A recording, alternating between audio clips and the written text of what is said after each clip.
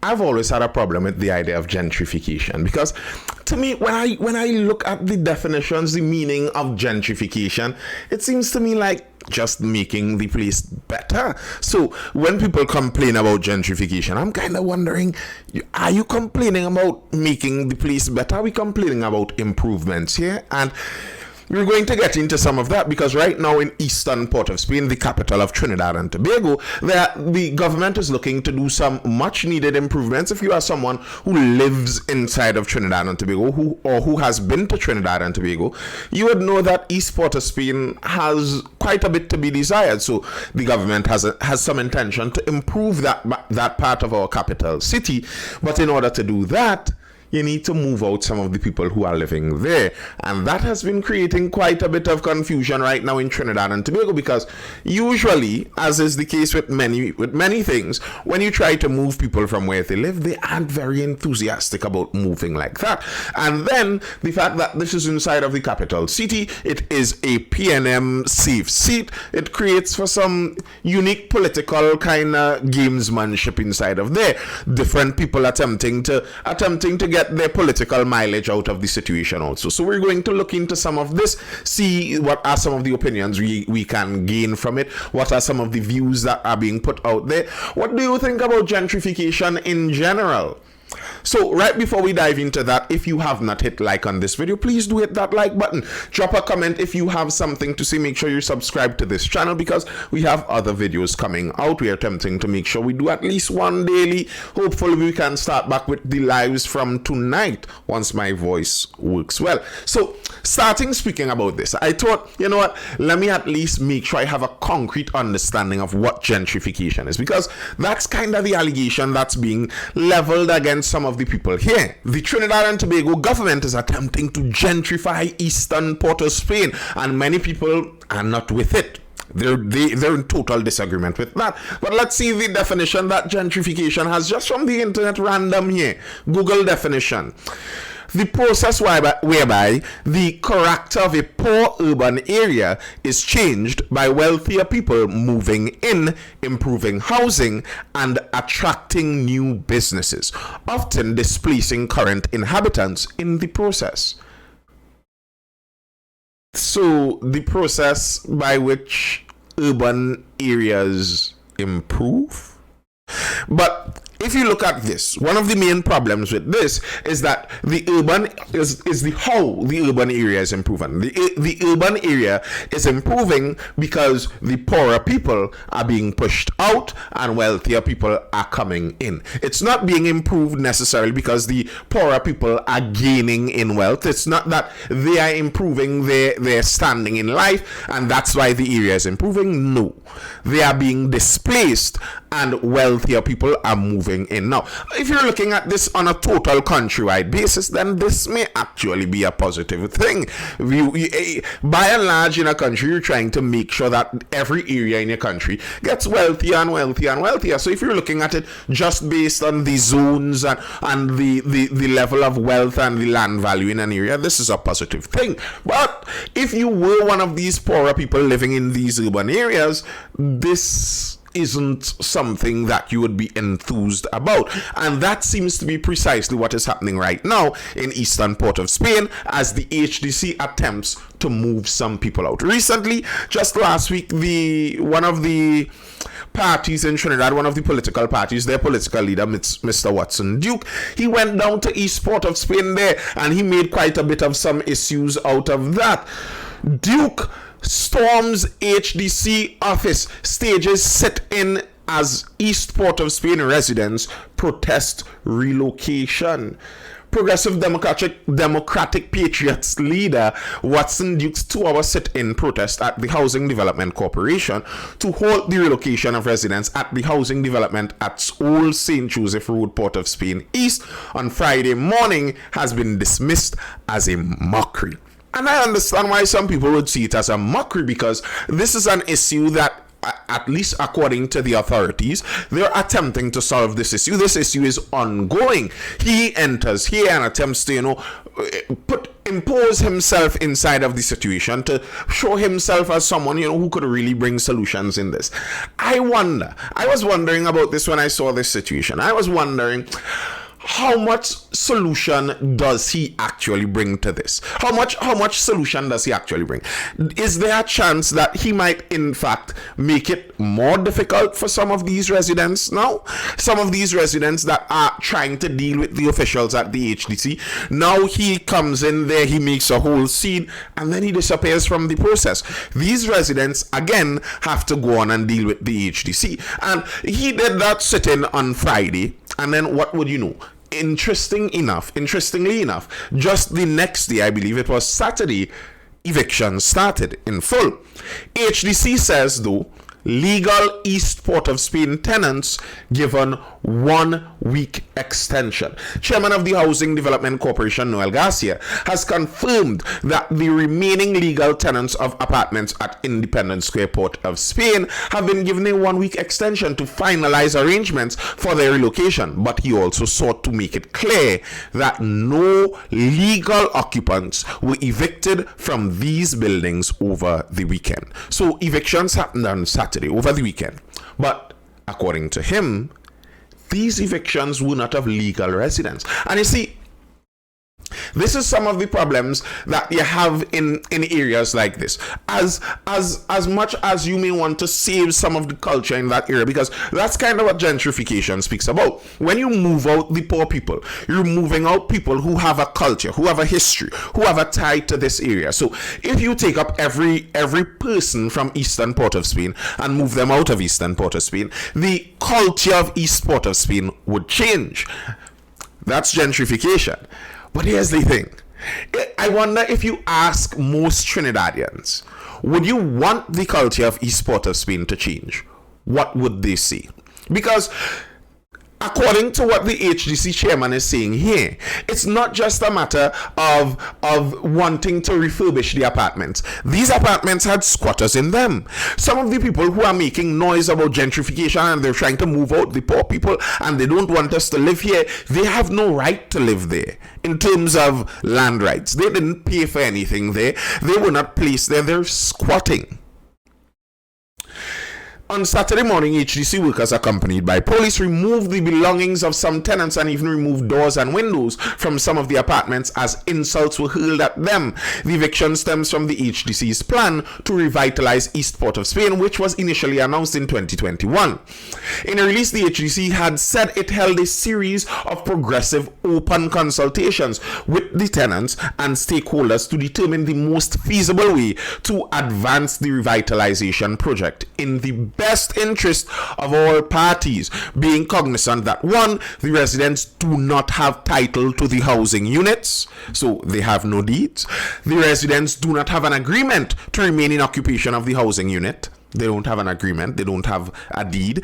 3, the HDC was not required in law to relocate the residents to facilitate the demolition. The HDC considered it essential to communicate its decision to relocate all residents and alleviate any concerns they may have about being evicted in circumstances where they had no alternative housing options. So what the HDC is saying here is legally, the legal requirements, they don't have to relocate these people. These people do not have a right to the land. They don't have the deed. They don't have an agreement to stay there.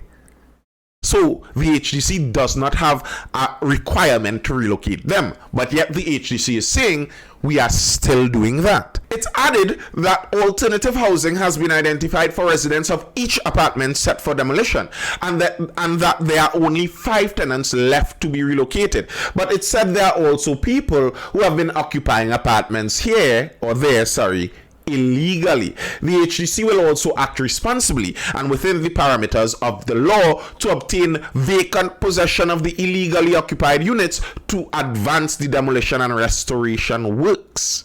Tenant Colleen Mendoza told Newsday she paid rent as recently as Friday and was upset that the HDC evicted her just 1 day later.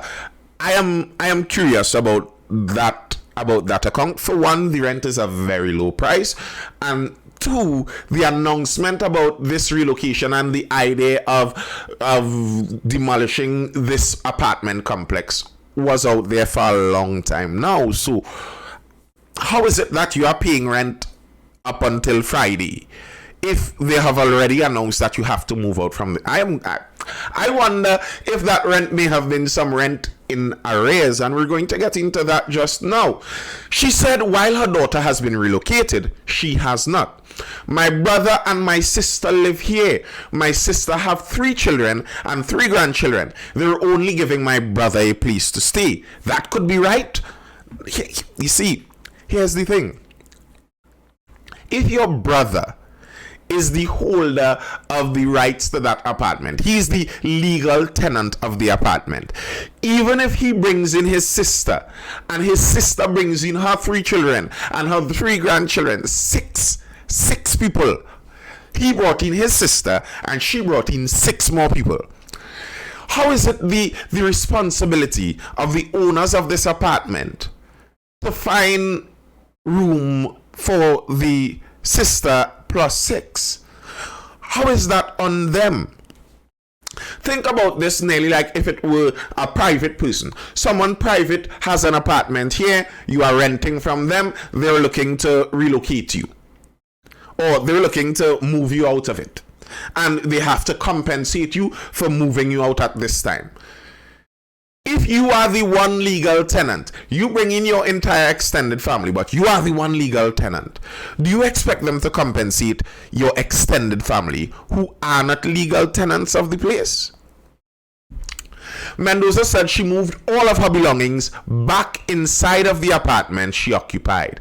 She said there are about 5 other people who still occupy apartments there, but the others were not there at the time of the Newsday's visit. But Garcia told Newsday that no legal tenants were evicted on Saturday, only squatters and people who had some kind of pumpkin vine relationship with legal tenants. Again, that's what was happening.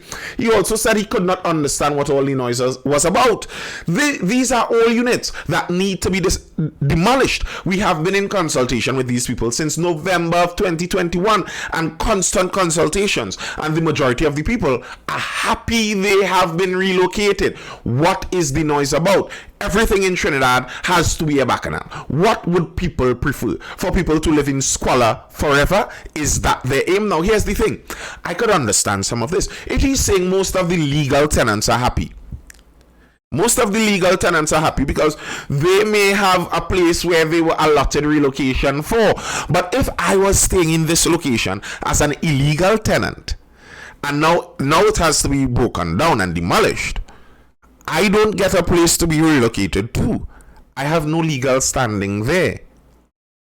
So of course I would be upset. I have been living here for 15 years. Actually, I've been squatting and living off of my brother, but irrelevant to the matter. All those fine facts aren't relevant to the matter. This is where I've been living, and now I have to move from here, and I do not get to be relocated. Well, I don't want to move. I don't want to move. There's no official relocation for me. I'll stay right here. Speaking with Newsday on Monday afternoon, Port of Spain South MP Keith Scotland said he met with the councillor for St. Anne's River South, Janelle Frederick, about the issue. It was conveyed to me that an extension was requested by the remaining 5 tenants, and I immediately contacted the Honourable Line Minister, and on behalf of the occupants, I asked, and that was granted. But that is for those that are in legal occupation. There are others who are occupying illegally, and that is a different story. The opposition recently indicated that a team of 3 is seeking the legal interests of residents of East Port of Spain. This team includes opposition members Dinesh Rambali, Wade Mark, and David Naked. Mark said on this, Mark says the government wants to create East Moorings. The opposition says a team of 3 lawyers headed by Shoguana's West MP Dinesh Rambali has been sent to seek the legal interests of residents of East Port of Spain. This team visited the residents on Sunday morning. Tenants of the Housing Development Corporation apartment complex, we know that they're being moved out. During its weekly Sunday press conference at the office of the leader of the opposition, Wade Mark said lawyers were sent to assist the residents. He also claimed government wants to create East Moorings in that part of Port of Spain, with that name being a play on the name West Moorings, where we know lots of wealthy people live in the west of Port of Spain. Mark said the opposition will be meeting with the residents on Monday. He said these residents were uprooted and treated like dogs and slaves. He said the HDC brought police to ensure tenants vacated their homes, some who lived there for over 50 years. What a shameless episode Titi witnessed. Well, the UNC has intervened and we have sent a team of lawyers to East Port of Spain. We will not sit idly by and allow the People's National Movement to simply ride roughshod over the citizens. Now, here's a little caveat there to just remember when you're wondering what's the vested interest the UNC has in this. It's not only political points. Bear in mind, the UNC, in terms of its stronghold, has a very geographical stronghold also. Mark went on, they are so insensitive to the needs of their own constituents that they bring in police to run these people, and they went and broke down their windows. They forced them to remove their belongings. Mark said UNC condemns the heavy law enforcement presence at the site. We are not saying that people cannot be moved for redevelopment, but don't put them in Prince's Town. To me personally, I feel like a big part of what the UNC may be complaining about with this East Port of Spain activity, maybe where they're relocating them, because this isn't the first time in Trinidad and Tobago there has been some controversy about relocating residents of East Port of Spain and dispersing them into other parts of Trinidad and Tobago. There have been plans to suggest some of that for some time now, and many people in some of those other parts of Trinidad and Tobago are not very enthused by those plans. You see, there's the political different side where, yes, the North Port of Spain areas compared to the Central and South areas are generally more PNM in the North, more UNC support in the South. There's also the ethnic makeup. The South and Central Trinidad is much more Indo-Trinidadian of East Indian origin, while the North has a higher ratio of Afro-Trinidadians of African origin, and there's some friction like that in Trinidad and Tobago. Then there are allegations about the crime levels. East Port of Spain is known to be a crime hotspot, and the reality is very often when you see criminal activity happening in Central and South Trinidad and some of the assailants are apprehended, some of them are from the North, some of them are from the West. So you could understand people in Central and South Trinidad would be less than enthusiastic about hearing the idea that they plan to disperse some of the East Port of Spain residents into Central and South.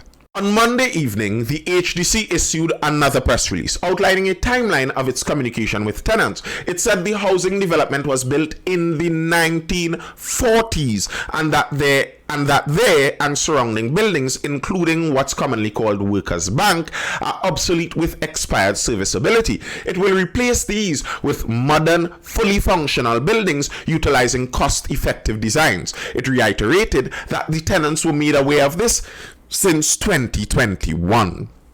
It added that from April 25th to 36th, 2022, I think that's an error there in the news there. That would probably be 30th or 31st. The HDC through its managers of mortgage and rental administration and social services and community relations department met with each resident in office and on site to determine their geographical area of interest. From May to December 2022, residents were assigned, viewed and accepted housing units. From November 11 to 16 November 2022, surveys were conducted with residents to solicit the family particulars, such as household size and income, which determined that certain residents were financially qualified to purchase units. And on November 22nd, 2022, a meeting was held to discuss the revitalization of East Port of Spain and the required the requirement for relocation, it added that it issued several notices for residents to move to their new assigned homes.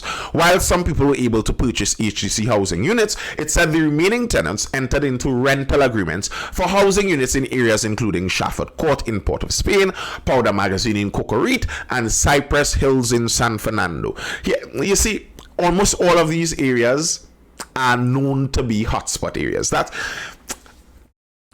Why does the government involve itself in building? The thing is, the answer is right there. I'm asking this question, but the answer is right here. The government involves itself in providing housing, to provide housing at this kind of price, to provide housing for people who cannot afford it. The housing for this area was $100 rent. That was the rent. The HDC added that the sum of arrears for this housing development, that was the housing development where someone was in, was $19,212, 192 months at $100 per month.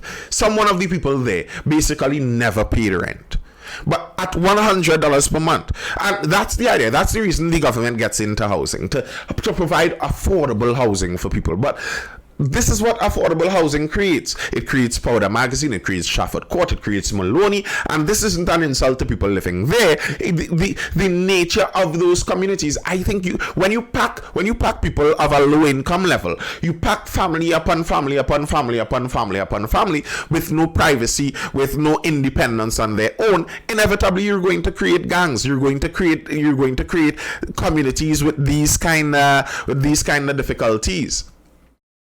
I think that's inevitable. That's just the nature of government housing, and the government, especially the PNM government in Trinidad and Tobago, they seem to really like building housing. To me, if the government wants to build affordable housing, here's what you do. The government owns the land. You sell the people the land at a reduced price. You give them the access to the same fancy mortgage you want them to access, and let them hire registered contractors to build their own home. And I think that will come out cheaper in the long run, easily come out cheaper in the long run, and people would have their own land with their own home. They don't have to live on top of each other. But this is the way we do it here in Trinidad and Tobago. And it seems like nearly anywhere in the world, you look at that kind of government housing where they really pack people in together. And I don't think I've ever seen anywhere in the world where you've done that and not created more problems. Addressing claims by one illegal occupant that she is unemployed, has no alternative residence, and has 3 children, it said this occupant remained in occupation of a housing unit assigned to her uncle. Her uncle, the legitimate tenant, was relocated to a 3-bedroom apartment unit in Oropoon, to which all occupants of the unit at the Independence Square housing development were expected to move. What the HDC is saying is that there are some cases like this where people move in together. They're illegal occupants. But even in that, the HDC said, okay, when we're relocating, we're going to find a large apartment, put you all there, and all of you all can move in together. And what some of these illegal occupants are saying is that we want our own place. Yes, we know we moved in here and illegally shared an apartment with someone, but now that you're relocating and people are getting new apartments, well, we want our own. Please and thanks. And if you don't do that, you're going to be gentrifying East Port of Spain. That's all I have for now. Tell me what you think. Is gentrification indeed happening in East Port of Spain? If it's happening, is it a bad thing? That's all I have for now. I hope you're educated, informed, or entertained, and I will see you in the next video.